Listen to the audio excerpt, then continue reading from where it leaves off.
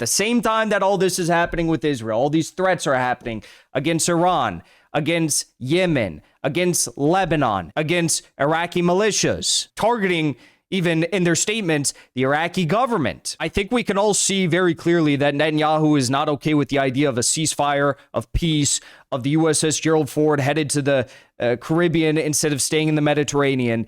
And he is trying to do anything to provoke a new conflict, even if it means conflict all across the region and a final Hail Mary. But that seems to be where we are headed. There was a story last week that was published in CNN stating that Iran is ramping up their ballistic missile production, that they are bringing in 2,000 tons of sodium percolate from China into Iran to build up this new missile arsenal inside of Tehran. It was a few weeks ago that Iran unveiled like massive new underground missile complexes and missile cities. Iran already has plenty of missiles. So the idea that Iran has waited until this date, they've waited until November to begin procuring the chemicals that they need to produce missiles for another war on Israel, is laughable. This is just a story to try and provoke a new war against Iran. We also saw this story. Israel, they leaked, new targets of the Fordow 2 facility, uranium enrichment center linked to the Natanz complex. So they're saying, we missed all our targets in the first war. Now we need to hit more. Iran, they're being pressured right now to re-enter negotiations with the U.S. surrounding the JCPOA, the Iran deal. And this is actually what led us to the first war in Iran, because they were supposed to be at one more meeting that was to take place with the Iranian delegation, the U.S. delegation for these negotiations. And before that meeting took place, it was already scheduled, location already selected. The negotiating teams were already, making their plans. The war began and Israel launched their strike. So Iran came out and said, we will only collaborate and work with the United States of America when they no longer support Israel. After the 12-day war, this is the only position that they can feasibly take that would make any sense whatsoever. And I hope to hear those words come out of the mouths of President Pezeshkian and the foreign minister of Iran at some point soon. So clearly these efforts by the U.S. to pressure Iran to re-enter negotiations are not going to be all that fruitful, despite the fact that Israel's making these new threats. They're leaking this story about, China supplying the sodium percolate to the Iranians. And why is CNN, why are the Israelis and the Europeans, why are they putting out this story about the sodium percolate to the Iranians to make more missiles? Because it is technically a violation of the sanctions that were implemented by the United States and the Europeans on Iran. Obviously, China, the same way they don't respect the U.S. sanctions on Russia, they don't care about these sanctions either. These were not passed with unanimous consent in the UN General Assembly. These were not even passed with unanimous approval in the UN Security Council. These are unilateral sanctions in effect, and China does not care about it. So they are trying to give, the Israelis I'm talking about, are trying to get as much information as possible to convince Trump that we need a second war on Iran. Trump, don't relocate the USS Gerald Ford and the 7 other ships and the submarine and all of those fighter jets, all those F-35s. Don't take that to the Caribbean. We need that in the Mediterranean because there's all these threats. We've got new uranium complexes in Iran. We've got missile buildup in Iran. We've got a lot of scary stuff that we could, put a halt to if we act quickly enough. That's the idea here. As well as Iran being threatened, Netanyahu is threatening Yemen. He said that we are going to recontinue our military operations against Yemen. Now, Yemen responded and said, we are fully prepared to respond with practical options that will be heavy for Israel. This group is fully prepared to respond with practical options that will turn every hostile step into a political, economic, and strategic cause for Israel. Israel's threats against Yemen are nothing but a cover to justify aggressive policies that history will not erase. We are aware of the Israeli goals to impose a single power in the region and to subjugate all those who object to their aggression. Now, why is this important for Yemen? Because after the Gaza ceasefire went into effect on October 10th, guess what happened? The Yemeni government in Sana'a, which is, heavily influenced, but not limited to just Ansar Allah, a U.S. designated terror group. Ansar Allah and the, Saudi-backed opposition group that is located in the east of the country, which claims to be the official government of Yemen, they said that they were going to re-enter negotiations with the help of the United Nations on what the power looks like in Yemen, what the central government is going to look like in Yemen. So as soon, basically, as we get a peace in Gaza, Yemen says, okay, Red Sea blockade is over, and we're actually going to re-enter negotiations with the very weak Saudi-backed opposition, UAE-backed opposition, with the United Nations. Israel says, oh no, we cannot have a anti-Israel, anti-Saudi, anti-UAE government in Yemen with the possibility of them ever blocking the Red Sea again. So we need to restart our war on Yemen.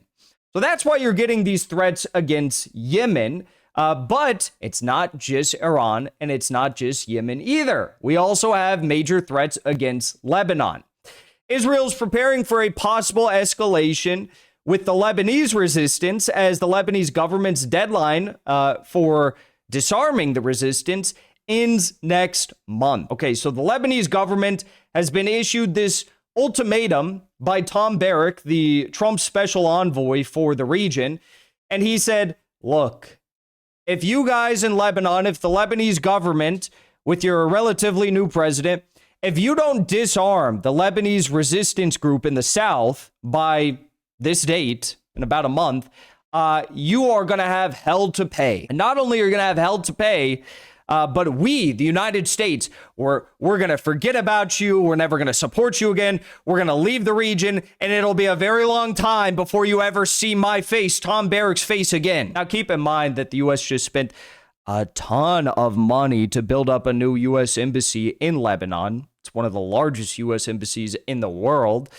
The UK has a massive intelligence presence and military presence in Lebanon. The idea that the US, the UK are just going to be like, well, if you won't do what we say, you don't need us anymore, then we'll just leave. It's like, do we really think that the Lebanese are that stupid? Even the government, do we really think that they're that stupid? So that's the threat. That's the ultimatum here. I don't think it's going to work. And also, you have to understand that the Lebanese resistance, they hold very, very popular support, not just in the south, not just in Al-Dahiya, not just amongst Shia Muslims. They hold popular support amongst many people all across Lebanon. And even people who don't support the Lebanese resistance, they recognize the security framework of the resistance against Israel and what would happen to Lebanon if the Lebanese resistance did not exist or was disarmed. They understand that. So it's like there's this pragmatism that I think most Lebanese people have regarding the resistance, even if they're not Shia, even if they are not active supporters of the resistance. There's this like realism about the subject. Also, the Lebanese resistance, not just a military front. I mean, this is a political party. This is a social movement. The idea of disarming the resistance, I mean, what is the Lebanese government going to do? Are they going to go door to door, knocking on the homes, like knocking on the apartment flats of like grandmas and grandpas saying, are you hosting weapons on behalf of the resistance? No? Okay, next house. We're going to go door to door.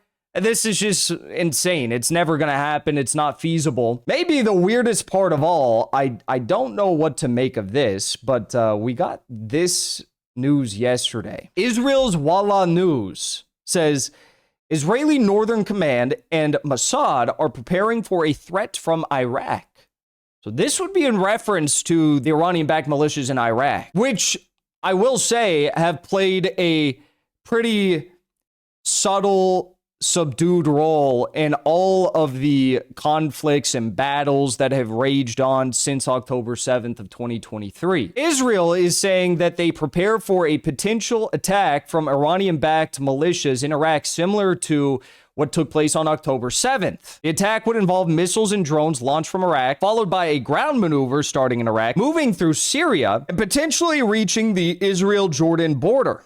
In recent months, Israeli intelligence has observed Iran investing significant resources in their Iraqi factions. But it was just not and this is a very important report because it wasn't just this. It also coincided with the U.S. Secretary of War coming out. He threatened Iraq and told them not to think about getting involved in an impending operation in the region that is going to happen. But it is very interesting that this is happening at the same time that Syrian President al-Jolani is going to be taking a trip to Washington, D.C. Now, Jolani is in a very difficult situation because you have religious fragmentation, you have attacks on minorities, ethnic minorities, religious minorities that have plagued the country since he took power. You have not just that, but you have a lot of his own extremists and the different clans and tribes within his own organization, HTS, who have become disgruntled either over pay,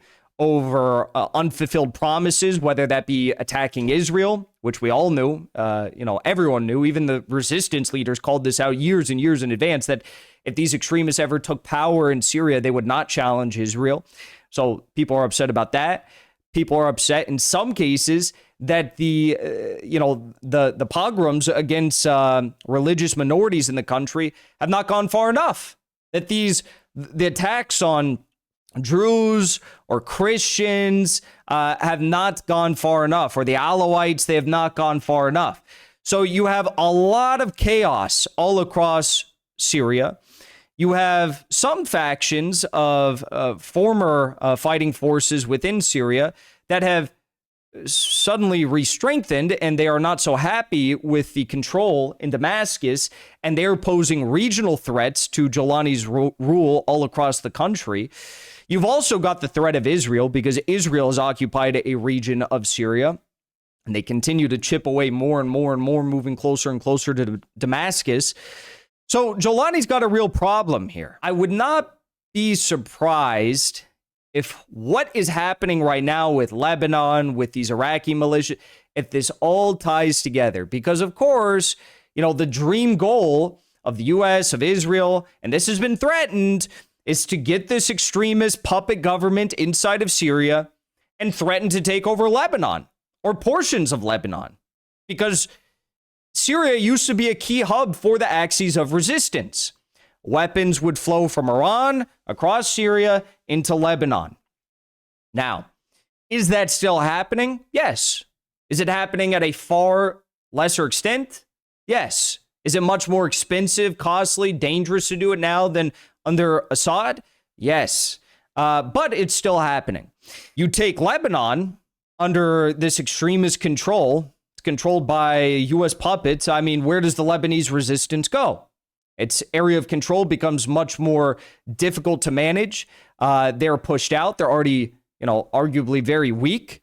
And then Israel doesn't have to worry about Lebanon being right on their border. So you get where this is going. And Jolani is headed to Washington this week. At the same time that all this is happening with Israel, all these threats are happening against Iran, against Yemen, against Lebanon, including with Pete Hegseth, against Iraqi militias, targeting, even in their statements, the Iraqi government, which technically is separated from the militias. Most of them. I think we can all see very clearly that Netanyahu is not okay with the idea of a ceasefire, of peace, of the USS Gerald Ford headed to the Caribbean instead of staying in the Mediterranean. And he is trying to do anything to provoke a new conflict, even if it means conflict all across the region and a final Hail Mary. But that seems to be where we are headed.